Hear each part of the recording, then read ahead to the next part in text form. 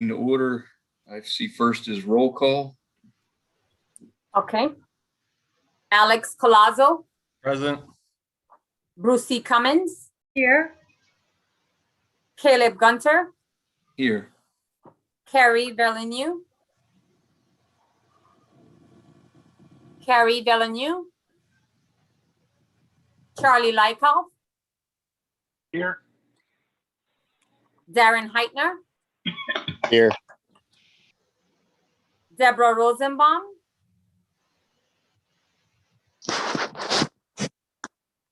Present. Gail Butler. Gail Butler. Greg Martin. Greg Martin. Joanne Smith. Here. Mariana Seiler. Here. Mary Pelican. Here. Robert Payne. Here. Seppi Pascal. Here. And Tangerine Moore. Present. You do have a motion to go forward. Right. We've Did you been carry past. Someone said something. I was just saying, Gary was on the screen there for a second. I don't know if there he is right there. Okay. Yeah, Leona, did you get me? I have you now, Curry. Thank you. Thank you. With no flag present, we'll pass the Pledge of Allegiance and move to the approval of the minutes. Did everybody get the copy of the minutes emailed out? Yeah, I read them and I actually motioned to approve the minutes. We I'll have a second that. motion. Do we have a second? I second it. All in favor of approving the minutes? Or Aye. any discussion, I should say first. Any discussion or changes? If not, a motion is on the floor, so a vote. Aye. Aye. Aye. Aye. Aye. Aye. Aye. Any opposed? The minutes, I guess, move forward. First on the list here is a department update from Carl. Good evening, everyone. How's everyone doing? Good evening. How you doing? Very good, very good. Okay, I do have a few things that I would like to share with you all tonight. First up is the Riverside dog area is being developed. It's on the Southwest 20th Avenue between 2nd and 4th Street. We've had some requests for this, and it's a little fenced in area there. It's not really what we would consider a dog park, but it is an area that close neighbors can walk to let their dog go run out. There will be a small and large dog park there, benches, maybe some irrigation, but nothing to the level of what we have at Holiday at this time. But that is a location that will be coming online fairly soon. Also, as many of you all know, that we are a nationally accredited department, CAPRA certified, and we are seeking recertification. It's a certification that is recertified every 5 years. Basically, it's basically a quality assurance of an agency that is operating best practices and managed appropriately, if you will. And so there's quite a bit of information and a lot of staff time that's put into that. And we're actively into that portion right now to get recertified for the next upcoming year.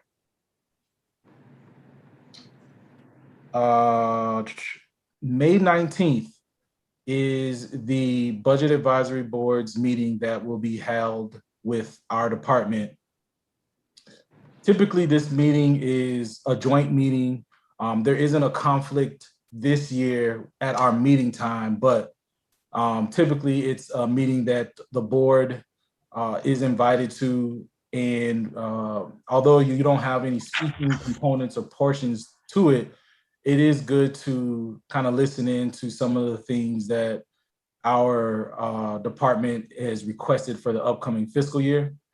And so unless, there is a need or comments or questions, that'll likely be our meeting for May, unless we have something specific on the agenda that the chair or board would like to cover. For those of you whom have been a part of the board for quite some time, this particular meeting really discusses what we call decision packages, where we kind of go into detail on what we want to incorporate into our budget for the upcoming fiscal year. And I'll go over some of those shortly so that you're aware of what they are. But I wanted to make sure I mentioned that to you all so that you're aware, and that we'll try to make sure that you all get an invite if you haven't already, and make sure that you save the date, which is May 19th at 6 o'clock. All right, as it relates to our decision packages, we have a couple that we have put in for this year. As you know, this is a lean year that we're currently in due to a lot of varying factors, with COVID being one of them. And I'll kind of briefly summarize what some of these are. As you know, we have a ongoing working relationship with the school board, and we are looking to provide access to playgrounds that are adjacent, connected to those schools. And in order for us to do that, to still be able to open and close them, of course, off hours of school, we're looking to hire a security company to come out and open and close the gates at night. And that's one of our requests for this upcoming year. That's also something that we kind of tossed around last year, but we felt that since the park rangers are with the police department, we left it with them. But understanding kind of where we are and where we're trying to increase activity and playability in the city, we figured that we'd put this as a request to get funded. For our cemeteries, although you all don't oversee the cemetery areas, our Parks Department does oversee it. And we are actively engaged in the cemetery software edition for the cemetery, and we are requesting an administrative supervisor because we currently have one cemetery administrator and we have the cemetery administrative management, if you would. And so we have 4 cemeteries: Woodlawn, Evergreen, Lauderdale Memorial, and Sunset. And we really need some additional supervision and assistance over at that particular area in our division. And so we have requested an administrative supervisor to provide a true even level of management and supervision for our cemeteries. The next request we are making is, over the last several years, and I would venture to imagine that over the time, we've always had concerns with our restrooms, the cleanliness of them, the maintenance of them. And, over the course of the last several months, we really just made a decision to really look at identifying ways to provide a higher level of service to those restrooms, because many of them are serviced quite frequently and need additional cleanings throughout the day. And we do currently have a vendor, a contractor, if you will, that is doing that service. But we feel at this point, our request is to provide a higher level of service for those public restrooms that we have throughout the city. And so this request is an expansion upon our Clean Team initiative that we put in place several years back to provide a higher level of service in our restrooms. the last two decision packages are not decision packages that our department completed, but more so that was kind of identified through the budgeting process, which is the Las Olas Marina privatization and the Fort Lauderdale Aquatic Complex. Many of you all know that the Las Olas Marina will be going under a company, and the B7 is for that purpose to kind of justify the reduction in the marine facilities due to the transition of ownership of it. And of course, as you all know, the Fort Lauderdale Aquatic Complex that is slated to open in 2022. However, you know, there was still operational costs until that time. And so this is for us to still be able to continue services that we have and to kind of meet the financial demands of the facility as we move into the opening for that. And that is our decision packages that we have. Again, on May 19th at 6 o'clock, we will go into those a little bit further, but I did want to make sure I mentioned that to you all ahead of that meeting. Lastly, I do want to acknowledge a couple of things that that I think you all will be very proud of. Mrs. Asamore has been promoted, and she will be at some point soon not be your liaison. She will, of course, continue to help out. She's always willing to help, but she's really done a really good job over the years, and her new role in our department will be special projects and grants administrator. She took the previous position that many of you all know, Gina Rivera, whom retired, and she's already doing a really good job. Her replacement is Mrs. Stephanie McClary, whom you all will see on there. And I would like to give her a moment to say hi to you all and introduce herself. Hello, everyone. How are you? Hello. Thank you guys for having me. I'm excited to be a part of as a liaison for you all. I've been doing a couple of researches and watching some videos on YouTube on past videos of meetings that you guys all have. And I want to say thank you guys for having me. I came from the business tax office here in the city of Fort Lauderdale. And I used to work for the city of Deerfield for a couple of years in Pompano Beach. So I'm really excited. Graduated from Broward College with my business management, bachelor's in business management, and hopefully be going to get my master's in public administration with Barry University. So I'm excited to be here. I'm willing to, I'm eager to learn. And yeah, thank you guys for having me again. Welcome. Welcome. Thank you, Stephanie. So Stephanie's actually been, what is it now? 3 weeks, Stephanie? Yes, I marked 3 weeks. 3 weeks. Okay, very good. So Next week will be she's been 4. 3 weeks.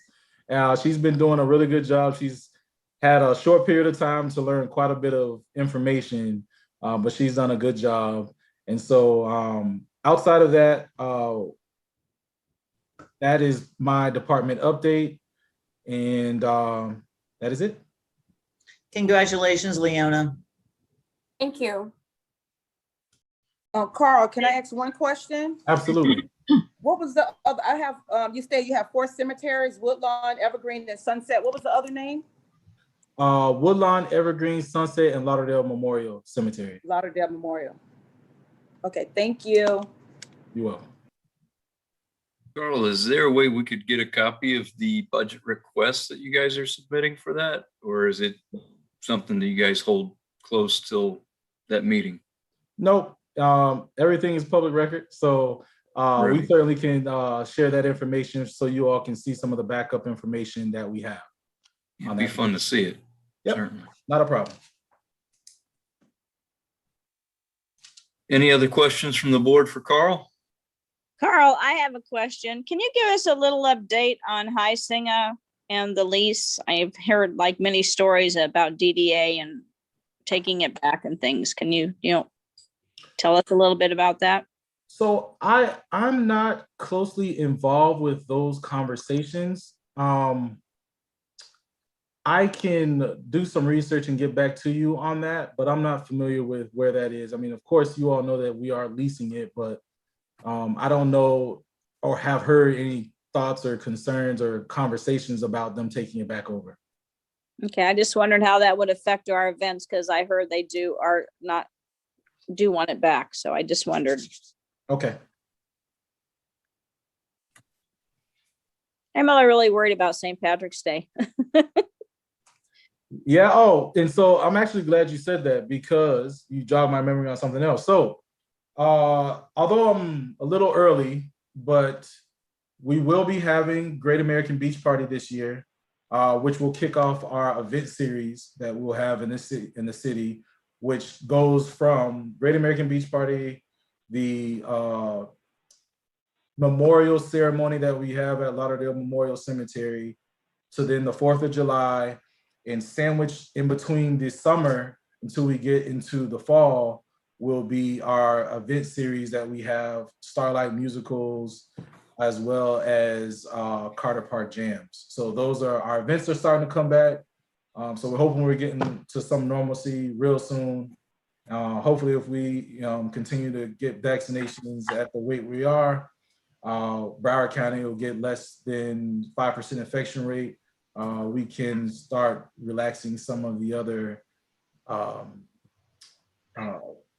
issues, or rather with our county government and governor's order. So that is very encouraging from a Parks and Recreation standpoint, that we're able to start to get back to what we like to do, which is get people out of the house, move around, put a smile on their face, and have a good time. Carl, I have been getting a lot of calls at Riverwalk about jazz brunch. Any word on that? So, honestly, we have kind of talked about jazz brunch starting up. We're kind of looking for the perfect time because, as we start to lean towards the summer, those typically are the hotter months. And we were thinking of probably waiting until the fall, maybe close to right before the winter, to really start those up. But we have started to have those conversations, and that'll be coming online as well soon as well. Carl, are you familiar with the Friday night, the hub and all of that down on the beach? So are you referring to the sound waves that Right. Yeah. Yes, with Ari Glassman. She's our outdoor events contractor that we have over there that's managing the loop. And she also has provided a lot of the entertainment and the structure of the sound waves on the beach. I had some people ask me, excuse me, they said, how come the band is not playing in the band shell? How come they're playing outside? And then there's no way people can hear very well. That was one thing.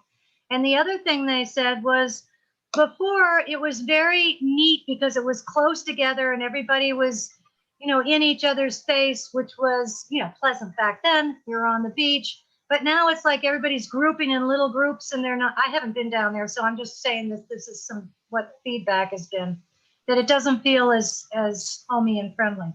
No, you're right. And matter of fact, this past weekend, I spent some time down speaking to Ari and kind of picking her brain about some of their pros and cons, since she's been the outdoor coordinator contractor that we have. And so the shell, if you will, well, let me back up. So the loop was originally designed with the thought process of to keep our events, which the loop will be our new event site as opposed to the sand on the beach, to keep A1A open, so that traffic is never halted and that is continuous, to get the events in that particular location. And what Ari and I discussed was that the shell that is placed at the loop isn't really an acoustic benefit.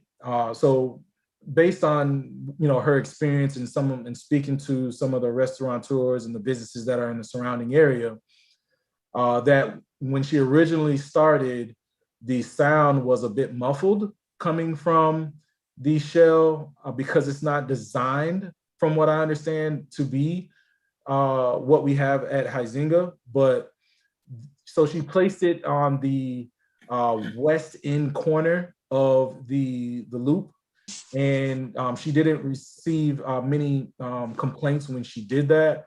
But that is the main reason why she moved the entertainment to that end as opposed to on the shell.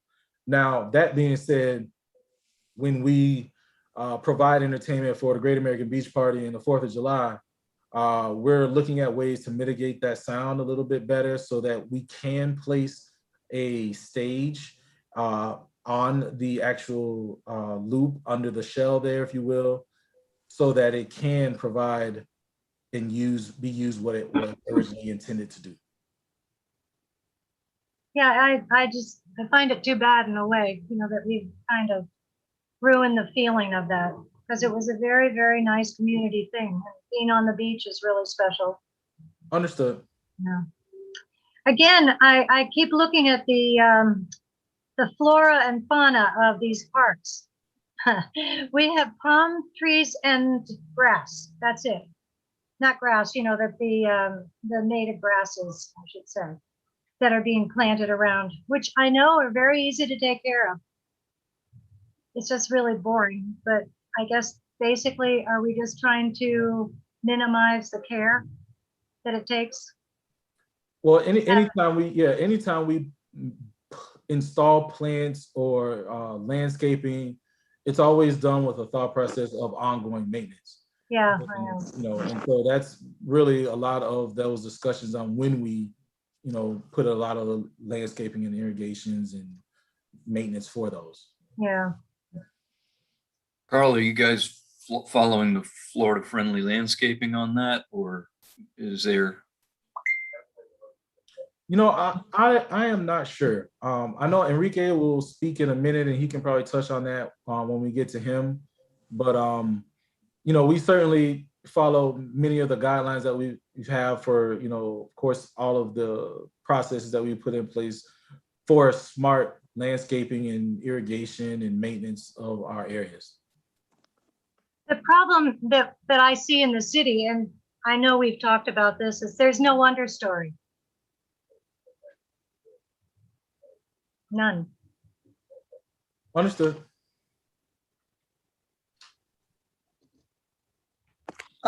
Cara, can I ask one question? I don't know if this is the right time to ask you, or do I ask a question, the board comments? The park virtual that's coming up next month in May.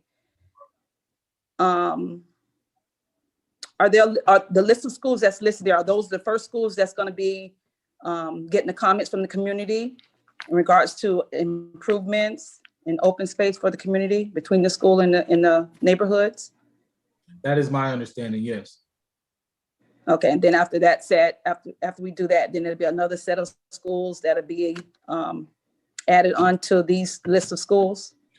So from my understanding, I know that our Chief Education Officer, Zoe Saunders, has really been instrumental with kind of opening the communication with the school board and really working to get some kind of reciprocity with not only the park system, but the city as a whole. And so I believe that there will be additional opportunities for feedback, but I do know that those that are listed have been the most, I guess you would say, vocal associated with that. Okay, all right, thanks.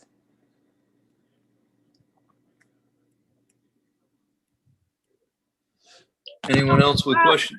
Yeah, I had another question, Carl. If we're down at the beach and we see cans that are really full and kind of overflowing, so to speak, is there somebody to call, or is there a particular amount of hours that they go and check it anyway? I mean, I'm not sure what happens down there. So are you referring to the cans located inside the loop, or are you talking just the beach in general? When you're saying inside the loop, I'm not sure where you're talking about. So we have a contractor that services the loop, the Las Olas Oceanside Park area where Ari Glassman, whom is the contracted vendor that programs the area, part of her role in there is also to take care of maintenance and making sure that those there isn't trash and that type of thing. And we also, like I said, have a contractor that also cleans the restrooms, does some of the landscaping and the maintenance around the loop area as well. Now, if you're referring to the beach as a whole, Yeah. we certainly have staff that dumps and removes trash. And what we could do at this point is, to let us know, we can certainly advise our staff, but that's something that they would generally do anyway. Yeah, I just wondered whether, because I think I was down there. No, it was during the week, and in an area I normally don't go, which would be north of the Elbow River. It was very, very crowded. I was really surprised. There were a lot of people on the beach, and the cans were really overflowing. And I thought, well, maybe somebody's close to coming. So, but I wondered, do you think we should call somebody in that case, or? So what I can do is I'll reach out to our staff to make sure that we stay on top of that. And if you continue to see that be an issue, let me know, and we'll take care of it. Yeah, I know you usually. Brucey, you can also call the 8000 number. That's a 24/7 hotline. The Lauder serve. Yeah, the Lauder serve. Oh, okay, that's an idea. Yeah, we get that, and that way you can talk to someone. Oh, good. That's a good idea. Thanks, Enrique. And no problem. And just to let you know, the general schedule, the cans on A1A on the sidewalk on the east and west side, those are collected twice a day. And then the ones on the sand are collected throughout the day, but that's mainly done, most of the bulk of that crew works early morning, early afternoon. So later on in the afternoon, unless we're in a special event or spring break, we generally don't have too much staff. Yeah. For that. So. Thank you.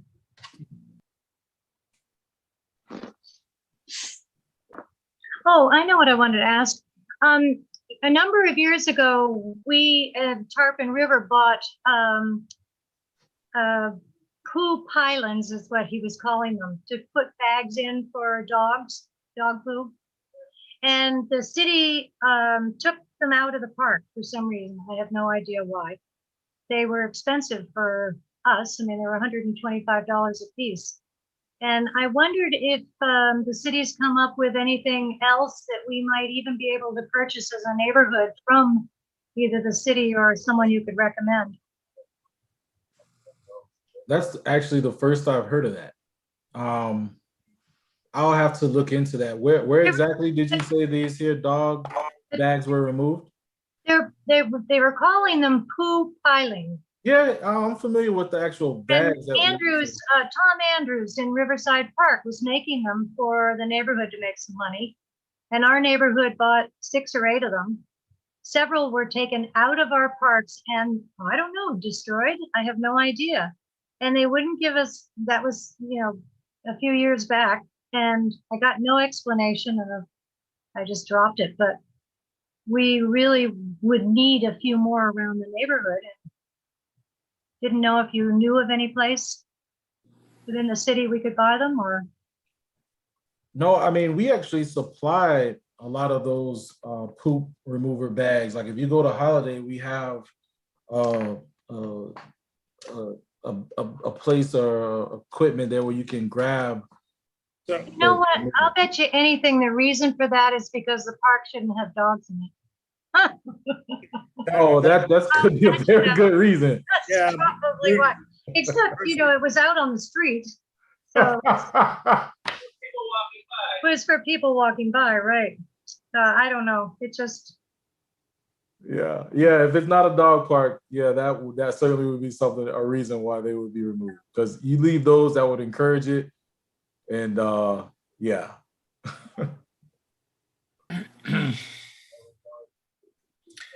Any more questions for Carl? All right, I think Enrique, you're up next on athletic field lighting, sir. Hi, good evening, everyone. Let me just share my screen here real quick.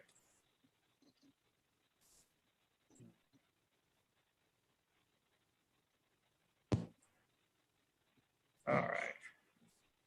All right. Everyone see the presentation? Yes. Okay. Well, just to touch on a previous point before I get started. We do plant Florida-friendly, drought-tolerant plants throughout our park system. That's kind of we try not to use too much water. We've experimented with some different plants that fall within that add some color, but there's not much. One of the plants that used to really provide some pop and color was the bromeliads. But a few years back, when during the Zika scare, we started shying away from that. So we still use it on occasion by request, but we try not to plant too many of those. So I just want to touch on that before get into this. So hi everyone. I believe I met most of you guys or been on here before, but for those who don't know, my name is Enrique Sanchez. I'm the Deputy Director over Parks Operations. And I'd like to talk tonight about athletic field lighting. I know you guys last month had a presentation from AECom looking at basically phase 1 of the park projects that they're going to take on. The athletic field lighting upgrades, this is, we felt it didn't need to go through AECom. Basically take that off their plate and also save the money on some of those consulting fees. This is a pretty standard retrofit, where in most cases, we're going to be using the same poles to swap out the fixtures and upgrade our lights to LEDs. Another reason we wanted to kind of take this on a separate track is that at Mills Pond and Holiday Park, a lot of those fixtures are so old that the manufacturers stopped making those bulbs. They've retrofitted their factories and now they're pretty much only making LEDs.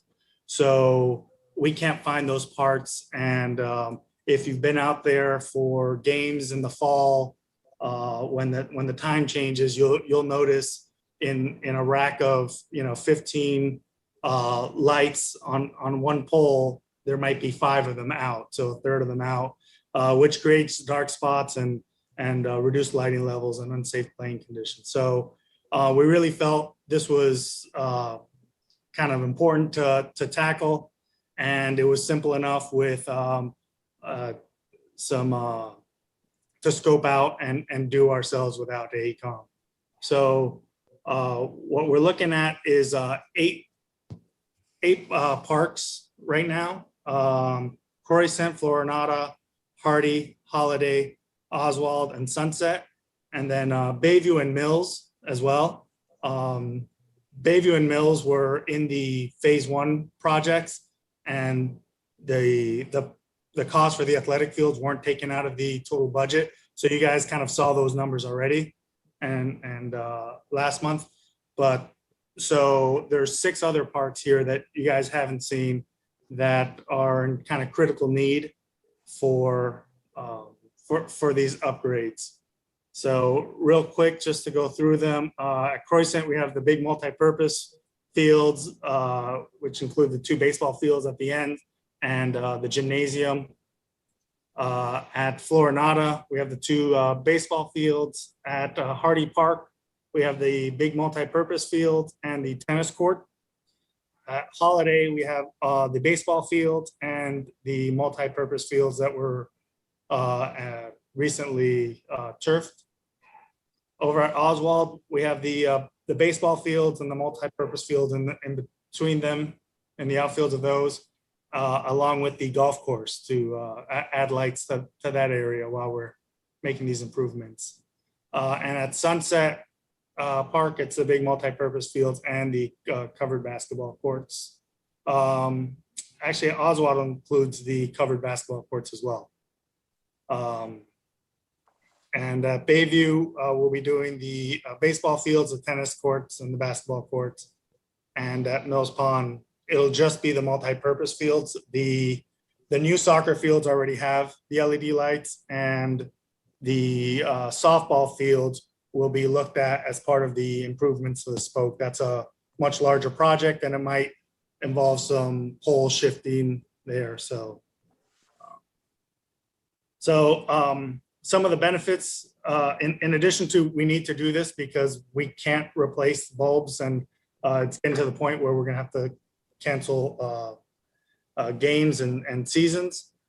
There's a 40 to 60% energy reduction in electricity usage by upgrading to LED. I wasn't able to pull all 8 sites because some of the meters are joint with other items in the park, but I was able to pull the utility bills for Holiday, Athletic Field Lights, Hardy, Florinata, and Oswald. And essentially, upgrading this will save about roughly 89,000 kilowatts a year. So that's the powering that could provide enough electricity for 29 homes every year. So again, that's just the 4 parks I could find data on, but with all 8 included, probably a little bit higher than that. So just want to share that. We're using Musco technology off a purchasing contract that the price is already set. We've used this technology before. They have great glare control and instant on and off dimming capabilities. So good technology.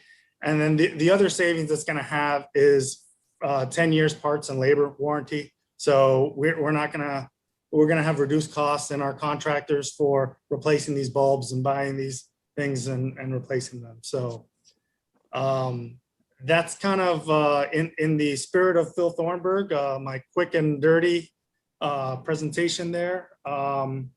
If I'm open to questions, if anyone has anything they want to discuss. Enrique, Yes. I'm real familiar with the ball field lighting and what have you because of my regular job, and Musco is the only contractor you really should be using for ball field lighting. And so that is a plus. And and I'm very familiar with the fact that the metal head presently out there is just old technology. So Only we obsolete. use develop with the LED with the instant on and the dimming capabilities. That really is the only way to go. And the support of the 10-year warranty and the labor and parts and everything. I know it's like a very large chunk of change there, but it seems like it's absolutely necessary, and you couldn't find a better company to install the lights, and that's great technology that we're buying. So I think it's an appropriate decision.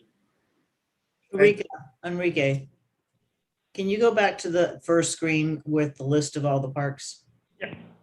Why was Bayview and Mills Pond a move from the scope of work from ACOM? So again, didn't feel the need to pay consultant fees to have them install this when it could be managed in-house with in-house staff. So they're still going to manage the rest of the improvements at Mills Pond. We're just taking the 350 Bayview that was set aside for ball field lights and the 500, or in this case 480 Mills Pond out of the 500 that was set aside for ball field lights, and we're going to be handling it In-house. in-house, through this process. That's fantastic. Okay, it's Mary Peliquin. So Hi, Mary. I'm a little bit confused. So, but yeah, I'm sure you can square me off here. as you're talking about this, I take a look through the budget and I see the majority of these all have lighting in their budgets. So I'm kind of confused as to what you're really asking us for. Is it extra or just let us know this is the cost? Yeah, so under the Parks Bond program, really, aside from the 4 signature projects, all the expenses have to run through the Parks Advisory Board just to kind of make sure we get you're okay and that Carl and I and Phil aren't trying to pull a fast one. So it's just a check here. We're not asking for anything extra. This is all included in the in the proposed budget. We're just kind of saying this is our plan to spend, and we just like you're okay to move forward. Okay, so like when I look at the budget I have from a while ago for each one of these parks, there's a big chunk of money for each park, and then there's a list of things. I'm sorry, I'm looking this way because I'm looking at the budget, but how do there's no line item for each thing, which I get why that is. So we're just gonna trust that this is the right figure, right, Enrique? And yeah, so we had some working line item numbers that again, it probably wasn't widely distributed, because then later on, if we want to spend, 5,000 extra here, or we might get caught up in those things. So we kind of, in the one that was kind of sent out to mass appeal or mass audience, it didn't have the line item broken out, but these are the numbers we kind of use to get to that bottom line number for those park improvements. okay, well, thank you, but you do hear what I'm saying, but I understand. That's fine. Yeah. Done. Thank you, though, Enrique. Yeah, so real quick, I just want to make sure that everyone understands that we're not asking for new money. This is all a part of that original list that we had of the Parks Bond that was approved by commission. So we're not asking your recommendation to commission to spend more than what we have already included with part of what was included in the referendum when we originally got it passed. Well, you know what? That's exactly the clarification I was looking for. Thank you. Thanks, Carl. Thanks, Enrique. And Gary, so I you see just your need hand. our vote to approve, correct? Yes, to move forward to the public hearing. Correct. Okay, then I'll move to approve this. Okay, I believe there's a couple. Hang on, First, we still got hands up. Oh, sorry. Yeah, Carrie, I see your hand up longest at this point. Thank you, Caleb. Enrique, so first off, I understand what you're saying about how it doesn't make sense to pay AECOM to do this, so you guys are doing it. Are there going to be other items like this that this happens on, or is this really the only one? And I guess, and I'll tell you where I'm coming from. I'm not trying to hide the ball. I think you've explained why this is really important, so I get it. But I think there's other things at Holiday Park where if you start coming forward and saying, okay, look, now we just want to do the scoreboard because, we can just do that ourselves. I think you're going to get into an area where, there will be disagreement about if that is where the money should be spent, because Holiday Park is over budget, there isn't enough money to do everything on the list at Holiday Park, and probably some of these other parks too. So if we start saying, well, here, we're going to knock out these easy things that we can just do, well, all the money is I'm concerned that all the money will get spent on those things, and then you end up in a situation. So my first question is just, are there going to be multiple rounds of this, or is it really just the lighting? My second question is, why can't we just put new racks with LED lighting on the existing poles, so you're not paying for new poles? And then my last question is, we're going to be saving all this money on electricity and maintenance. Does that money flow back to the Parks Department such that we're using Parks Bond money to buy efficiency? Does the financial benefit of that efficiency flow back to Parks and Rec so it can stay benefiting the parks of our city, or does it just flow to the general maintenance? Those are my 3 questions. Thank you. Okay, so the first question is, there's no other item that's on the plan right now. I mean, I don't want to speak 5 years out. So this is it. And one of the reasons we didn't pick every single park location, you might notice there's some parks with ball field lights that are missing, is some of those might be in flux. Where these, we know there's not going to be, you know, we just did the fields at Holiday Park. Those fields aren't going anywhere, and they need this upgrade. The same with at Mills Pond, the multi-purpose fields. That's why we're doing those with this. And there's a larger improvement plan for what they call the spoke or the softball complex there. So we're only choosing sites that, you know, we know that amenity is going to stay. There's no other need, and we need to get this done in order to just keep the current level of service and do it more efficiently. So to your point, at Holiday Park, no, we won't be going back for the scoreboard. No, you know the condition of the playground. We've been talking about, you and I have been talking about replacing that for a while.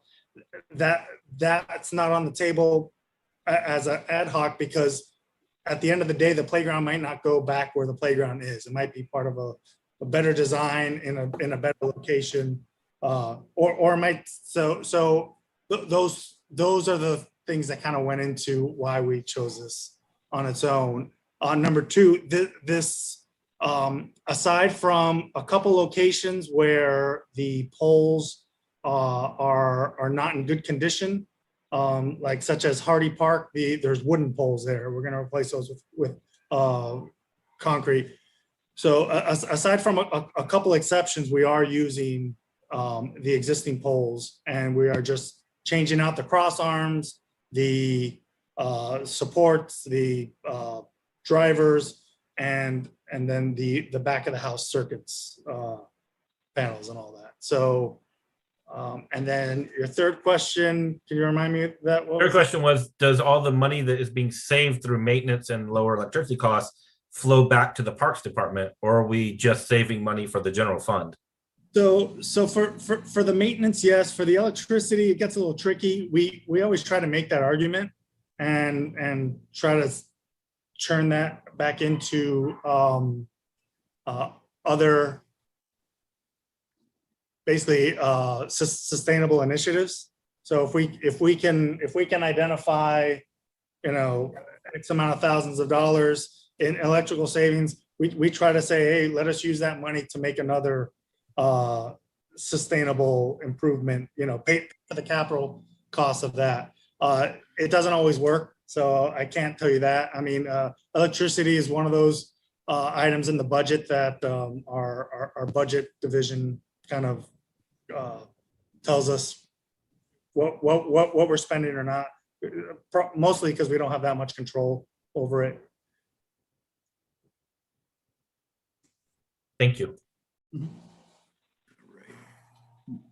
Greg, I see your hand is the next longest. Yeah, thanks. Hey, Enrique, thank you. And just for the record, I'm in support of taking care of these lights. I guess I kind of have two similar questions. Did you do any type of an idea? I mean, you talk about the payback from the electricity and the maintenance. Is it 4 years? Is it 5 years? Is it 12 years? Do you have any idea how long it'll take to kind of recover that? And then I guess I'm a little confused also. I mean, you're talking about 10% of these total budgets that we're talking about in just lighting. I guess I want to know, are you going to come back, whether it be about playgrounds or about restrooms or about turf improvements, that will be another 10% and another 10%? Or is this just, is lighting somehow outside, or I get that we're not approving another $3.4 million, but we are kind of identifying 10% of the budget for these parks, right? With just lighting. And I guess I just want to see, will we asked to approve another item like this in the future? I think that was another question. Yeah, so as I mentioned with Carrie, no, lighting is kind of a particular item. I mean, mainly because we can't replace the ones that we can't find replacement fixtures for the lights we currently have, and they go out frequently.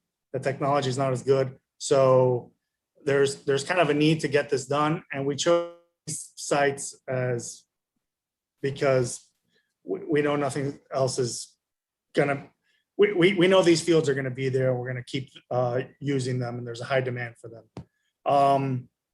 So it is a high percentage of budget, but you know, I mentioned, I believe to Mary before, this was the forecasted cost of these lighting improvements. We've installed these Musco lights at the new soccer fields at Mills and a couple other at Riverland Park. So we had a feeling of what they would cost and what these retrofit would cost. So we were pretty close to those amounts. We don't have any intention to come back and piecemeal anything else. Most of these the rest of the projects will be designed, including the playgrounds, including, you know, any other improvements through AECom. That's the plan as of today.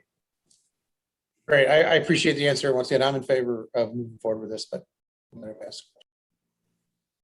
Mariana, you're next on the queue. Well, I just wanted to apologize first. I couldn't see everybody before, and so I didn't know that the hands are raised.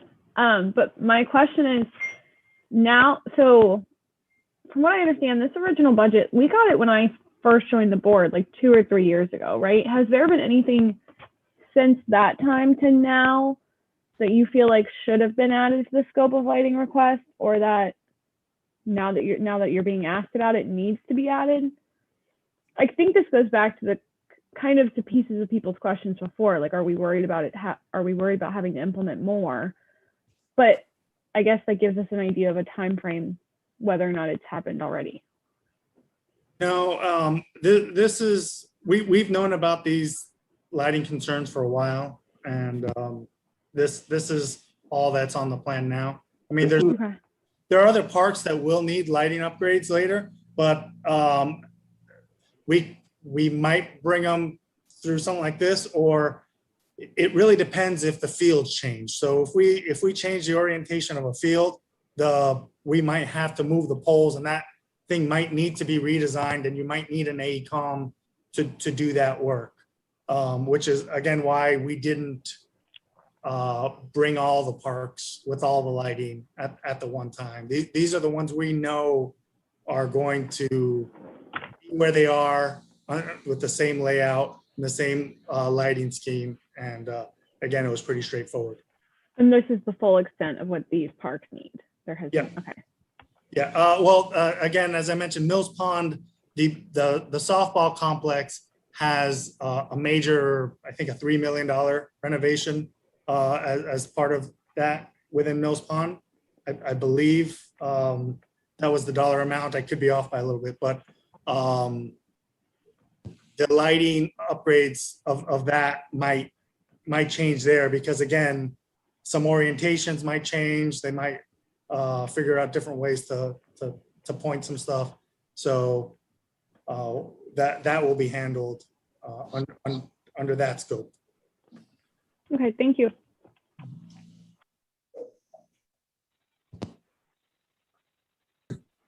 Charlie Lakoff, you're next on queue. Thank you. Enrique, are we going to salvage any of these working lights for some of these other parks that are still out there with the metal halides, so we don't have to, you know, go for LED right off the bat, maybe, you know, postpone that for a while in some of these other parks? Definitely, that's the plan. And even when we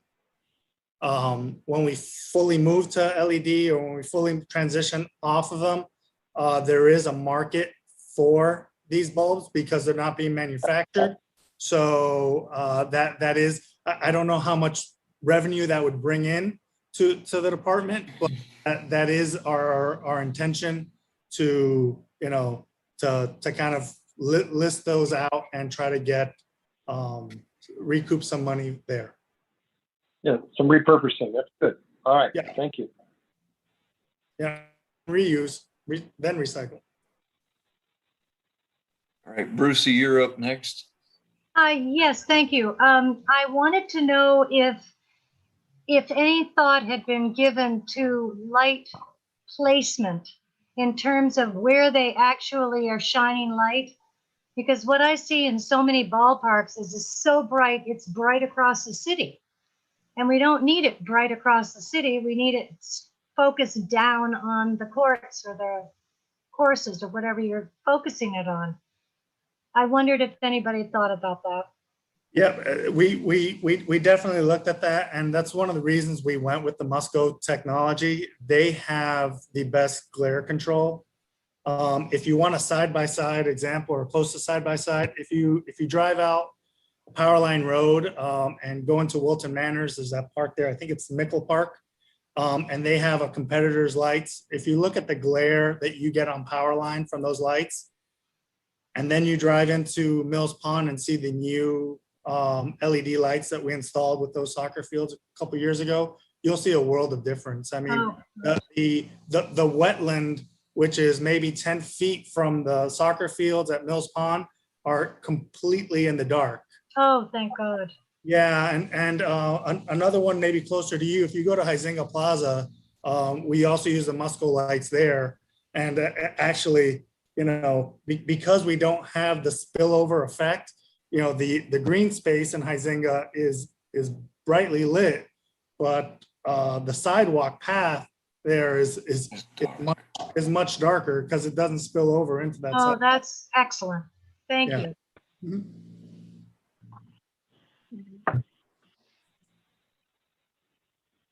All right, any other questions for Enrique on this? Yes.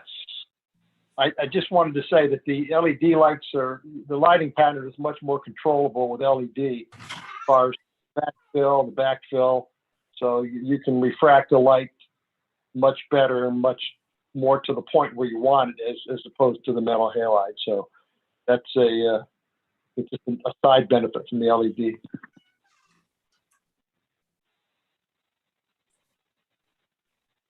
Enrique, what do you need from us? A vote? I guess a vote to be able to move forward with this item and take it to the next step would be a public hearing, which we're tentatively planning for June 1st at commission. And if all goes well with that, we would do the award at the same time. Okay, then I'll move to approve. And I'll moving forward. second it. Now that I'm paying attention to the hands. All right, we have a motion and a second. Any discussion? Without further discussion, we'll take a roll call. Leona, you need a roll call on this? Yes, I'll go to the roll call. Perfect. Alex Colazzo, Proof. Brucey Cummins, Approve. Caleb Gunter, Yes. Carrie Villeneuve, Yes. Charlie Lykoff, Yes. Darren Heitner, Yes. Deborah Rosenbaum, Yes. Gail Butler, Yes. Greg Martin, Yes. Joanne Smith, Yes. Mariana Seiler, Yes. Mary Pelukin, Yes. Robert Payne, Yes. Seppi Pascal, Yes. Tangerine Moore. Yes. Motion carries. Thank you, Leona. Leona, also, I think we have a few people that have arrived since the original roll call. Are you updating that still? Yes, I've got them. Great. All right. Thank you. Thank you, Enrique. I appreciate that update. That sounds like a great project. Next up on the agenda is board comments. I didn't know if there's anything pressing with the rest of the board regarding anything new.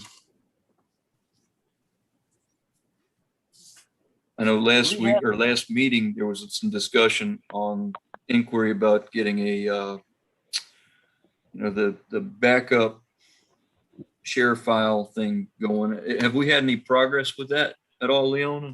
Yes, we have. We've been populating it slowly but surely, but the backup column has been created and we've been populating the column for meetings that have been held in the past with any presentations and applicable backups for those agendas. So we're making progress on that. So yes. Excellent, excellent.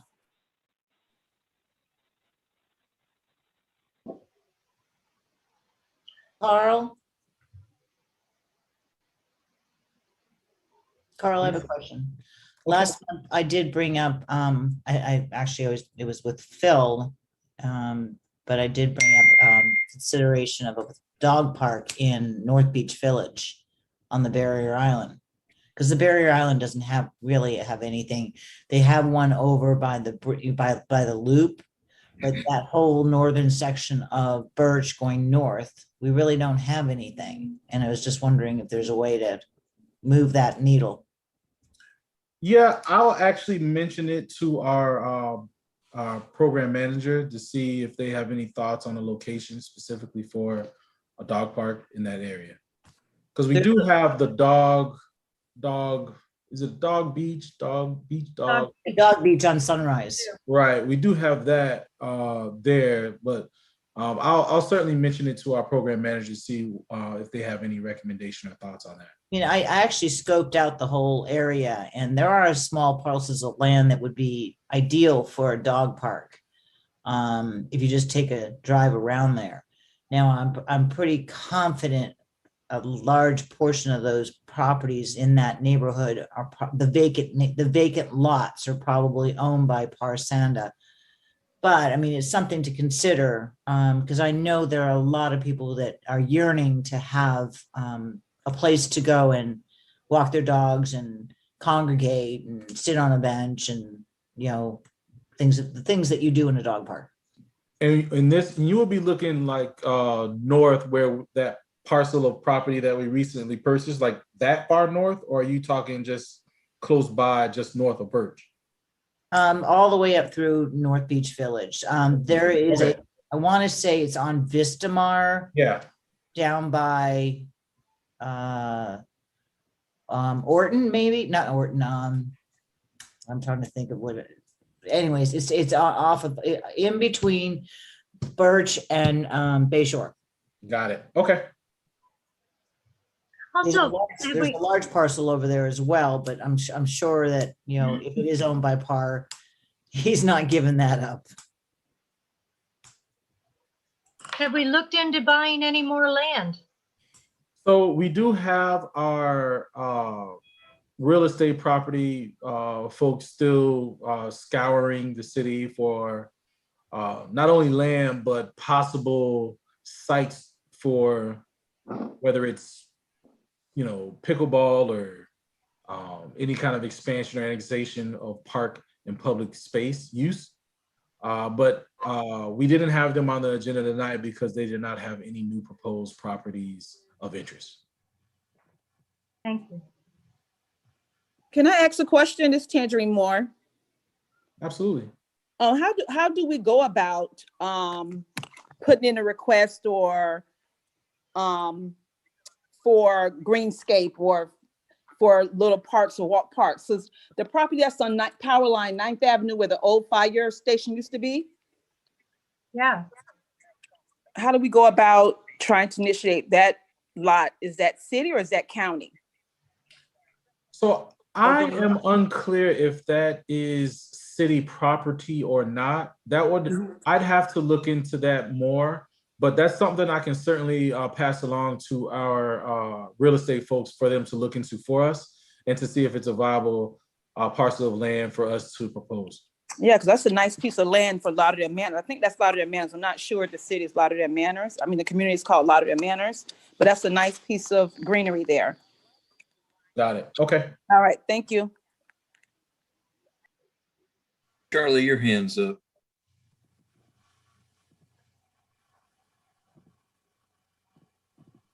You're on mute. You're muted, Charlie. How about now? There we go. There we go. There he is. There we go. Carl, are there any properties that they're looking at? They just haven't come through with a firm or an agreement or intent to purchase, or are there multiple properties they're looking at?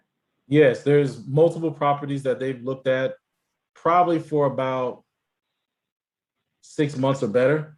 But naturally, you know, we don't want to jump the gun too soon on those. But yes, they're certainly actively looking and are in those conversations and discussions with those owners of those properties. Has anything been discussed about buying the piece of land that Aussie Symbol doesn't want to sell yet? Right on the river, on the south side, just east of the Esplanade. That's right across from the historic district. Yeah, not that I'm aware of. That should be bought. That really should be bought. It's got to be a park. That rain tree is not going to live with any building on top of its roots. Got it.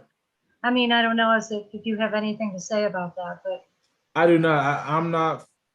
Because so the real estate folks, they are certainly doing a lot of the back end kind of work, and they kind of report out to us as a department on their findings. My hope is that next meeting, or probably once we return from commission break, we certainly should have a property or two to bring forward to the board. I didn't hear your last bit. What did you say? The last? That once we get back from commission break, I'm fairly certain our real estate folks will have a couple properties to bring forward to the board. Oh, thank you. Are we Gary, able to certain properties, locations? If we see a good location that might be good for a specific community, are we allowed to submit that, or how do we? Yes. So what you would do is, and this has happened in the past, so you would send that to Leona and Stephanie and myself, and I'll pass that along to our real estate folks. Okay. Is Stephanie now copied on our emails? If she hasn't been, she will be. She has been, yes. Starting tomorrow. Are you finished there, Charlie? I'm He's good. muted again. Okay. Carrie, your hand's up. I think Carl referenced that Zoe Saunders' group is moving forward. I know that they just held a hearing at VSY today about I don't remember the name of the co-use group to use school properties for parks. I'm sorry, I don't remember her name, but we did have a member of our board who was like the liaison to that group. That would be me. That would be me, Carrie. Oh, okay. So It used to be Martha Carey. it used to be Martha. Okay, great. Yeah, So we're good. We have somebody. We did. Excellent. I knew that we used to have Martha and she was gone. So excellent. No, I'll be attending some of those meetings. Problem solved. Yes. Oh, and Carrie, the Zoe Saunders is the Chief Education Officer for the city. Her and I have actually worked closely on a few projects, but that I just wanted to make sure that I said her name for the record, just so you have it in the mental Rolodex. I said her name for the record. Carl, don't try to one-up me. Hey, by any chance, Carl, do you have anything to say about the Bahia Mar land? I mean, that is our land, but I didn't know if they've kind of shut us out of that. Brucey, I have zero to say about Bahia Mar.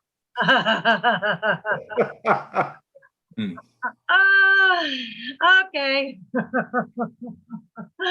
I get it. He's not touching that with a 10. I pole. guess I think not. that is yeah. a coached statement. That is a coach. That is a coach statement. Carl, you're becoming quite political. Job security. It's not part of his. He's not in his pay grade. Mhm. You know what? We as a parks board should be concerned about this. I'm concerned about it. Yeah, exactly. But I mean, we need to, I think we should be making a statement as terms of how the board feels about it. No? Carrie's good at putting communications to the commission together. So if you want to talk with him about that, you might have a winner soon. Everybody's passing the buck, huh? I mean, are there even any options? Like, what is it even options to do? Well, there are options. We don't need to extend the lease. We can, make it a world-class marina like it was supposed to be. We can encourage. Well, we have a lease that hotel was supposed to be upgraded with the lease. Nothing's been done. Very minimally. I mean, it just doesn't, it's like they're letting things just deteriorate until, I don't know. We lost you there, Brucey. You lost me? I think you said deteriorate until, and it went blank. Until everything's, well, it just will all deteriorate. The parking lot will all be overgrown. And I mean, why don't we use that as a venue? Why do we have Tortuga Fest on the beach when it could be right there in that park? I just don't understand. But anyway, it looks like we're not going to discuss that tonight. All right. I see Greg's hand up. Yeah, hey, I guess I was calling to see what was the follow-up or the reaction from the city council to Carrie's communication last time about the one-stop shop. Oh, good question. So they did reference that at the last commission meeting, in reference that they did read it. I'm not sure that there was any other specific action that they took other than making sure that it was noted on the record from you all. Okay. I guess I should restate that we submit that Carrie drafted that. I think we all very much support. I would hate to see them just say, yeah, okay, and go on and make their own decision. So I don't know if there's any way to follow up on that, but I think as a group, we all unanimously think that's something we ought to keep an eye on. So just thought we'd make sure we keep following up on it. The last thing I wanted to mention to you guys, Ken Krasnow, who's the real estate guy that's looking for land for us, is a peer of mine, real great guy. And I think any creative ideas, feel free to give him a call. One of the things he told me is we are limited to the city limits for acquisition, but that doesn't mean there aren't other ways to try to achieve some of the park facilities that we're looking for, whether it be in conjunction with other municipalities or through other avenues. And so I would encourage you to be creative as you drive all through our area. If you see something that you think would be a great skate park or a great whatever the case may be, Ken's a smart and creative guy, and I think they are working for us. So I want to give him his 2 cents and say he was very open to talking with Dan Frank. That's a good point. What did you mean by the city was limited by funds?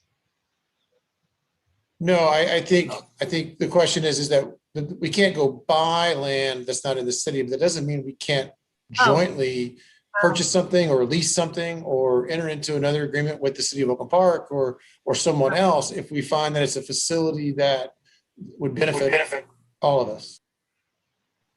Yeah, I was thinking that same thing for the park, the Rain Tree Park, that we could get some wealthy donors to all pitch in and get it named after them or whatever. Get the money that's out there being used for, I don't know, overseas banks. Bring it in. Mary, I see your, oops, sorry. Brucey, you still going? Nope. Thank you. Mary, I see your hand up. Okay, thank you. I have two things. One is I watched the commission meeting where they read our communication to the board about the one-stop shop. And literally there were two small, I wouldn't even call them paragraphs, out of our meeting minutes that the mayor read. And I like the mayor, don't get me wrong, but in a very drone type of voice. He even said, I'm confused why I'm even reading this. And it was such a, compared to the discussion we had as a board about that particular, about the one-stop shop, the way it was read and presented was so droll and such on a lower level. It was really, I just didn't like the way we as a board maybe this is the way it has to be communicated to the commission about how we felt about the one-stop shop. It was just such a nothing occurrence at the commission. So I don't know if there's another way to, I mean, I know other groups will actually write a letter. Maybe that's not allowed in like city communications. I do understand that's actually probably the case, but I was very disappointed at the way it was received at the commission meeting. And I've let my own commissioner know that was just quite honestly, I feel there's shenanigans going on, but that's just me. Okay, the thing I want to say is, going forward, I don't want to be a real stick in the mud. And if we were in person, this would be different. But if we could really pay attention to people that want to talk using their hands instead of just speaking out, I would really appreciate that because, people wait in line to talk. And if other people are just constantly butting in and speaking, it's I don't know, it irritates me, maybe I'm the only one, but if going forward, not this meeting, but some other meetings, if we could kind of adhere to the hands rule, I would personally appreciate it. And that's all the complaining I have to do. Thank you. Thanks, Mary. I'm trying to follow that pretty effectively, but it is challenging being in a remote setting. I do see Alex, your hand's up next. Yes, I too am get a little frustrated with the new Zoom etiquette and how, as president of the Civic Association, trying to keep it under control and mitigate any people and interruptions and sticking to the agenda for that matter. But I agree with Mary in that respect. But the question I had was actually in reference to the joint use parks. I know Leona had sent a flyer out. I guess that was for, if I'm not mistaken, just looking at it, it was for meetings that were going to be individually held for each park. Is that what I'm reading on that flyer? That is correct. I have not been kind of essentially involved with that because that involves other entities. But yes, that's the thought behind those meetings. Okay, I know it's going to be a hot topic in our area. Apparently, there's a big push to get some work done at Sunrise. Bennett just opened up, which is great. I know there's also, some other things on the table for Bennett later on down the road. But I'm curious to know, Sunrise is what's going on over there. If I could just, ask the question while the table's open for discussion. They're doing some work to the park, or they have something, they're going to redo the turf or something like that? So you're referring to Sunrise Middle, I'm assuming? Sunrise Middle, yes. So at this juncture, the only thing that I am aware of at this time is the pickleball courts. And so we are moving forward with pickleball court renovation, which is adding 6 new pickleball courts at Sunrise Middle, which will start work sometime at the end of May, beginning of June. And I believe it takes about 4 weeks for that project to be finished.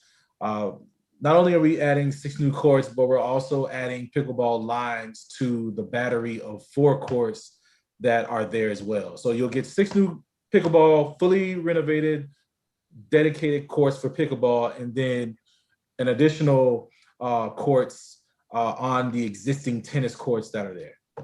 That's great news. I know the pickleball, the lack of the courts are a thing, and I think Sunrise is a great option to hopefully, spread out some of the pickleball courts rather than trying to crowbar them all into some of the projects that we have going on. But one thing that I'm not 100% sure on is, and I know going way back when the pool at Sunrise was up for debate on how that was going to be open to the public, but is the actual park now a joint use park as is? So we currently let me back up. So Broward County Public Schools, we do have a reciprocal use agreement where schools that are a part of Broward County Public Schools, we can request to use space, amenities, etc. At Sunrise Middle School, our park rangers unlock and lock gates on the weekends and on holidays for use of those tennis courts. Yeah. So you can have access and you can go in There also is opportunities to use the pool because there's open pool time at Sunrise Middle as well. I got you. Well, that opens the door. That's a good segue into the next question I had, which was about the security, which, you know, I know when they opened up Bennett, they said the park rangers were going to be taking care of that. And now it sounds like, well, I mean, frankly, bringing on a security company to, you know, I mean, I don't know how that works. Are they going to be, is that 24 around the clock? Is that just hire them to open and close the park? Or are they going to actually kind of supplement the actual supervision, if you will, of what goes on at the parks? And, you know, are there people throwing illegal parties or, you know, having pets or something in areas where kids play, things like that? Like, is it that security company going to be responsible as a park ranger? Are they going to completely like take the place of that, or is it just to unlock and lock the gates? Correct. So the entire process and thought process rather of the security company is to lock the gates. And to give you some kind of context, the park rangers, as you know, transitioned under the police department that we work with closely whenever we have needs of security or enforcement a couple years back. And the park rangers have roughly, I want to say 8 full-timers and a handful of part-timers. And if the parks close throughout the city, let's use Sunrise to Sunset as an example, although that doesn't apply to all of our parks. There's no way for them to open and close the gates at, let's say, 70 parks all at once. Yeah. And so the thought process is that if we had a company come in, as opposed to hiring many more rangers to come in to provide that service for us, to essentially sweep the area, and then of course lock the gates at night. So that's really the whole thought process behind the security company. They're not there to, you know, prevent, you know, parties or anything like that. I'm sure, you know, that part of their scope will likely be to identify, you know, our park ranger number and say, you know, hey, you know, I'm looking at some disturbances in the area, you know, send a unit, you know, whether park ranger will dispatch PD or not. That's kind of the thought process behind what their role would be, but it's mainly to close the gates. And that makes a big difference in budget wise. I mean, obviously, Absolutely. you know, so is that something that's coming out of the parks budget, or is that something that's kind of coming out of the city general fund for, you know, the ranger type thing? How does that work? Right. So that'll be a general funded contract. Okay. So it's not another bond. All right. That's all I want to know. Thanks, Carl. Not a problem. So Chair Gunter, if no one else has any hands up, I do want to bring the board aware of an email I just received. So I'll wait to see if anyone else has any questions on anything else prior. I don't see hands up currently, so. Okay, so I did receive an email from a Lauderdale Manors community member, and actually has been a past board member, HOA member, in our discussion regarding the fire station 46. So as you know, the former site of the fire station 46 is owned by the city. However, the homeowners association at Lauderdale Manors in the past has wanted that to remain a green space only. So I think Bruce, you may have mentioned it, but that is the note that I received. And so I wanted to make sure I communicated that to you all. Thank you. That was Tangerine Moore. I did ask you about it too. Thank you. Mhm.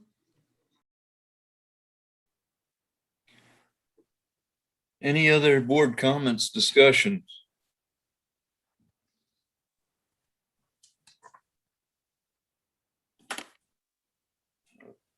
No hands up. I'm going to move on to communications to the commission. I know discussion earlier was, especially from Mary, I didn't see them. I was working and that was read, so I was not able to be a part of it. But the idea that it was not taken with much seriousness is somewhat disturbing to me. I don't know if there may be a better way we redraft another communication to the commission that explains the thoroughness of our discussion in greater detail and send it up the chain again, maybe that would assist in understanding that we do have great concern over the one-stop shop future usage. Other than that, I don't have anything directly.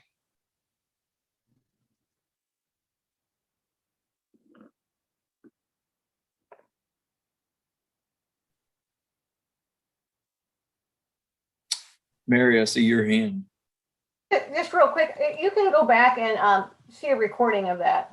I don't have the exact date, but I know that it was a meeting that was in the afternoon. I want to say it was around 2 o'clock. But I mean, if anybody really has absolutely nothing to do, you can always go back and check out that particular meeting. And there's some things that they discussed before that, but it's just such, when they got to that, it was just such a droll.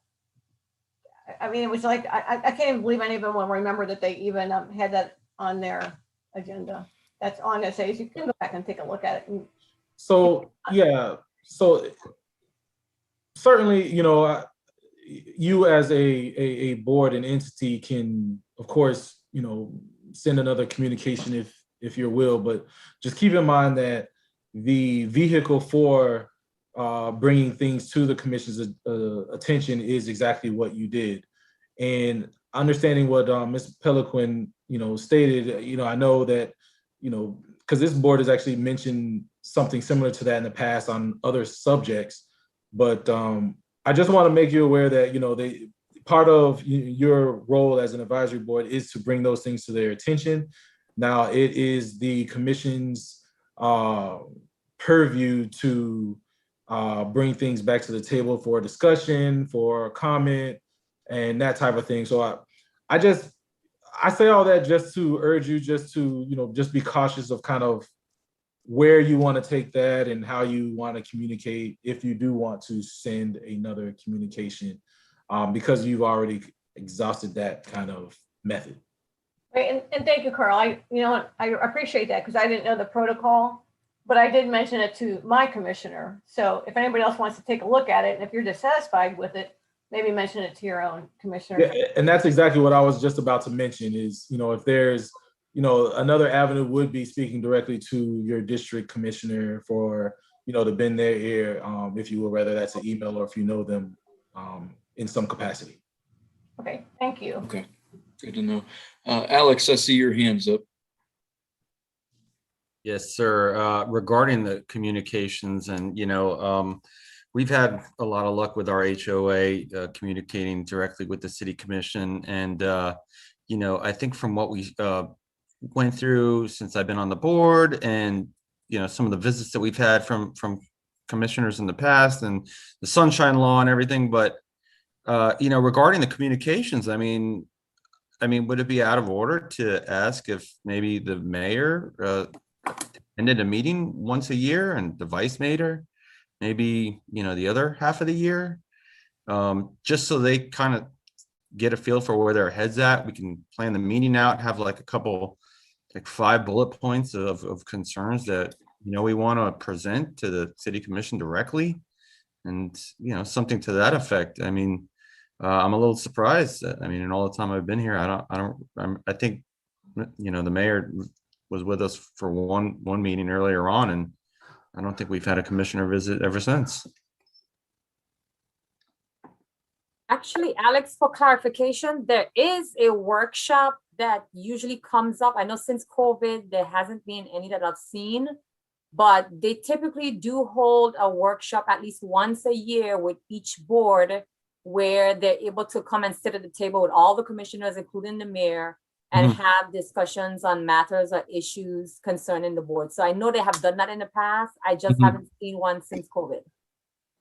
Well, I mean, regarding the communications, maybe, you know, we can invite them at some point, you know, when it's convenient for them to hopefully attend a meeting. And just, you know, luckily this seems to be a relatively short meeting. I don't see a whole lot on the agenda.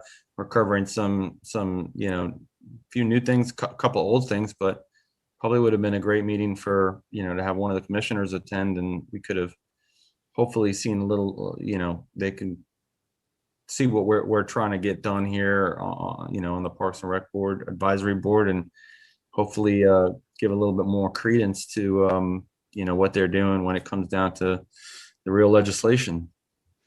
So what I would say to that would probably be the best and most appropriate would probably be whether that's Mr. Gunner or Ms. Rosenbaum reach out to the commissioner and just kind of formally invite them to a upcoming meeting to discuss the one-stop shop. I'm not aware of any pending meetings or discussions regarding the one-stop shop, so it could be an opportunity that way to maybe invite them to come out. Now, naturally, that doesn't mean that, you know, they've got some pretty busy schedule, so I don't want to speak for them, but that may be the most appropriate way to request. Sure, of course, I agree. I mean, and you know, Commissioner Glassman just attended one of our meetings and took the time out of his busy schedule to really address some of our, you know, community's concerns. I can't imagine that, you know, an invitation would go so long without being addressed if we were to really try and, you know, maybe hopefully get some of these things that we're discussing through. And I think that the joint, not the joint use parks, but the one-stop shop would be a great place to start with, opening up a dialogue or an invitation or something, because you know, being that we've already formally kind of taken an opinion or a stance, and you know, we don't want it to get brushed aside, but it might be something worth discussing in person. So just a suggestion. Hopefully we can, you know, cover that ground and get something done with that, or at least figure out what's in the works for One Stop Shop if it's not going to be a park, you know, something like that. Okay. Carl, what district is One Stop Shop actually located in? I want to say Commissioner Glassman. Okay. I think you're right. Okay. Two. Sorry, no hand. It's okay. I think when we're on an actual topic of discussion, it's somewhat okay to chime a little bit in, but creating new topics, I think we need to focus on hands. I don't see any other hands up. I thought I saw one. I thought I saw Carrie on the side before, but yeah, again, I know it's late. I was gonna say something quickly, but then I decided it might be stupid. But since you called me out, I'm gonna say it anyway. You know, the whole thing, way this thing with the one-stop shop came about is the owner of Revolution Live made an unsolicited bid, and the city is forced to consider an unsolicited bid when made. So I wanted to know, could we get King Krasnow to make an unsolicited bid for that property? I know that we already own it, hence why I said it's a stupid idea, but we have, you know, $20 million in the bank to buy new property. If we made an unsolicited bid for $100,000 to turn that into a park, you know, got King Krasnow to work with the Flagler Village Civic Association to work up some sort of nice proposal, then the commission would have to consider that. I just don't know if you can offer to buy your own property.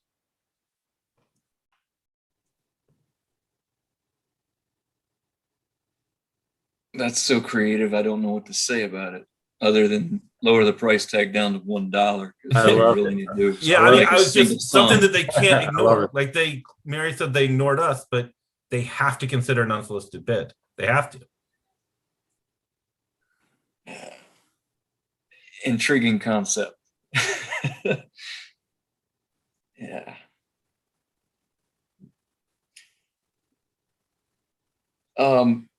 Carl or Leona, we do have a speaker, a guest speaker that you said wanted to address the board tonight. There Is was that someone that appropriate? signed up, correct. So I don't know if moderator, is that person online? I have one call-in attendee. We could let them speak. I'm not sure who it is. Phone number ending in 3936. If you could please press *6 to unmute. Hey, it's Robert from BIS. I'm just monitoring the meeting. Okay, Robert, thank you. So Leona, there's no one here. Okay, so I guess Caleb, you could go ahead. The person didn't call it. The Cullen O'Brien individual? Yeah, I don't see them Okay. online. Okay, all right. Well, unless we have anything more with communication to commission, my next item on the agenda is adjournment. Could I get a motion to move that direction? I make a motion, we adjourn. I'll second. All in favor? Aye. Hi. I Hi. Thank you and good Aye. night. Good night, night. guys. Night. Thanks, Caleb. See you next month. Good night.